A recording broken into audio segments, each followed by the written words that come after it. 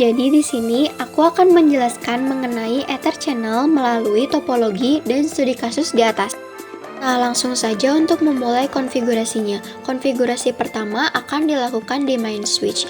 Nah, di sini kita akan mendaftarkan nama-nama VLAN beserta dengan identitasnya, yaitu VLAN 10 dengan identitas student dan VLAN 20 dengan identitas staff.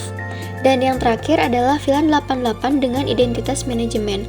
Nah, di switch ini selain mendaftarkan VLAN, kita juga memasukkan IP-IP-nya sesuai dengan ketentuan yang sudah ditentukan. Nah, ditonton saja ya bagaimana prosesnya berjalan.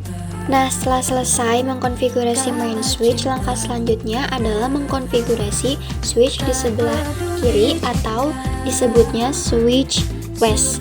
Nah, di sini kita yang pertama itu mendaftarkan nama-nama VLAN beserta dengan identitasnya seperti yang dilakukan tadi. Lalu di sini kita akan melakukan trunking pada port yang tersambung ke switch yang ada di sebelah kanan dan ke main switch yang ada di atas dengan cara interface range VA 0/2324 lalu switch port mode terang. Lakukan hal yang sama kepada main switch, yaitu dengan mengubah interface VA menjadi interface range gig. Nah, beralih ke switch yang sebelah kanan. Di switch ini kita hanya mendaftarkan nama-nama VLAN beserta dengan identitas. Setelah itu kembali ke main switch. Di sini kita akan melakukan trunking ke port yang terhubung ke switch kanan dan juga switch kiri dengan perintah encapsulation.1key. Nah, ini tuh digunakan agar main switch ini bisa mengirim data dari beberapa VLAN lewat satu jalur dengan menambahkan tag VLAN di setiap data. Lakukan trunking yang sama dari switch kanan kiri ke main switch. Pastikan tidak keliru terhadap port yang tersambung ke masing-masing main switch. Kembali ke main switch yang dimana kita akan membuat channel group 1 mode aktif untuk port 2122. Nah, ini tuh dipakai untuk menggabungkan port dengan LACP aktif agar otomatis terhubung dalam Ether Channel. Nah, lakukan hal yang serupa ke port yang mengarah ke switch kiri dengan mode desirable. Digunakan untuk mengaktifkan Ether Channel dengan protokol PAGP, sehingga port akan mencoba membentuk koneksi. Nah, di sini kita beralih ke switch sebelah kiri. Di sini kita akan membuat dua channel group. Yang pertama itu adalah channel group 2. Nah, di sini akan menggunakan mode auto, yang dimana port akan pasif menunggu koneksi Ether Channel menggunakan PAGP tanpa inisiatif membentuk koneksi terlebih dahulu. Lalu yang kedua, grup 3 mode desirable. Nah, di sini lanjut ke switch sebelah kanan. Kita membuat grup 3 dengan mode auto dan juga grup 1 dengan mode pasif, yang dimana digunakan untuk Ether Channel dengan LACP. Port hanya menunggu inisial dari port lain tanpa memulai pembentukan koneksinya sendiri. Pastikan saat membuat grupnya, portnya itu tidak salah. Kembali ke main switch untuk mengecek channel group yang sudah dibuat di ketiga switch tadi. Nah, di sini menunjukkan SU yang berarti status up.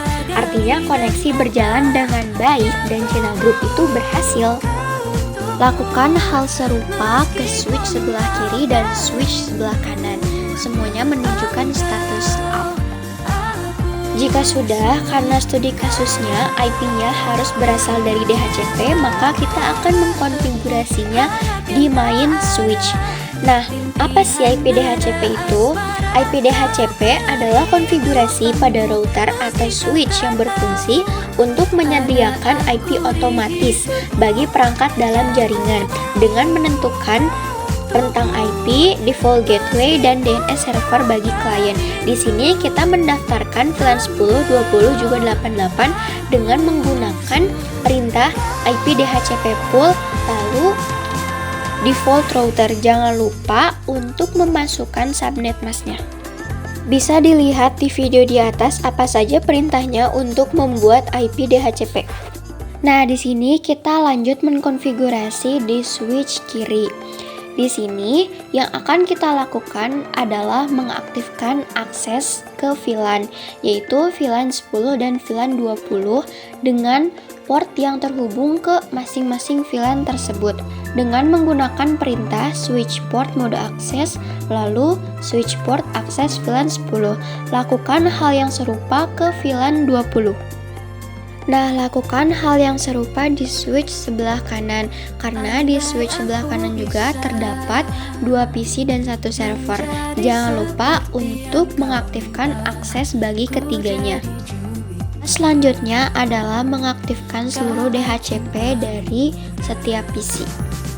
Jika semua DHCP itu muncul sesuai dengan apa yang tadi dikonfigurasikan, itu tandanya DHCP berhasil. Nah, di sini aku akan mencoba melakukan tes ping baik ke sesama PC maupun ke berbeda PC. Di sini hasilnya menyatakan fail. Bagaimana cara mengatasinya? Yaitu dengan masuk ke main switch lalu mengetikkan IP routing. Karena fungsinya agar perangkat tersebut dapat meneruskan paket data antar jaringan berbeda. Nah, sekarang di sini sudah berhasil ping. Nah, selanjutnya di sini kita kembali ke main switch. Nah, yang akan dilakukan adalah mengecualikan IP DHCP yang tadi. Bagaimana caranya agar IP DHCP tidak berubah menjadi 20.2 atau 20.3 melainkan 20.50. Begitupun dengan 10.50, yaitu dengan cara mengecualikannya. Nah, lakukan kembali pengecekan IP DHCP di setiap PC. Bisa dilihat semuanya berubah menjadi titik 50 karena titik yang sebelumnya itu dikecualikan di main switch tadi. Di sini kita akan mencoba melakukan ping dari PC ke server. Hasilnya menunjukkan file. Bagaimana cara agar menjadi successful? Yaitu masuk ke switch sebelah kanan yang dimana itu mengakses ketiga perangkat tersebut. Nah, caranya itu adalah mengetikkan interface ke port yang tersambung ke servernya, lalu mengetikkan switch port mode akses, switch port akses VLAN 20, memberikan akses ke server tersebut. Cek IP DHCP-nya, kalau sudah tinggal ping dan hasilnya ada successful. Nah, di sini saatnya untuk mempraktekkan STP. Langkah pertamanya adalah mengecek setiap Ethernet VLAN dari masing-masing switch. Dimulaikan dari main switch, switch kiri dan juga switch kanan. Nah, jika sudah dapat masing-masing IP dari setiap switch, maka simpan IP tersebut di sebelah atau di atasnya switch. Dan di situ kita bisa melihat mana urutan dari yang terkecil hingga yang terbesar. Nah, setelah mengetahui urutannya, kita menentukan root bridge, alternative port, root port, yang terakhir adalah designated port. Nah, bagaimana cara mengetahui itu adalah root bridge? Root bridge itu bernilai dengan IP atau address yang paling kecil. Ini dia dari hasilnya. Penentuan dari penempatan semuanya adalah ini.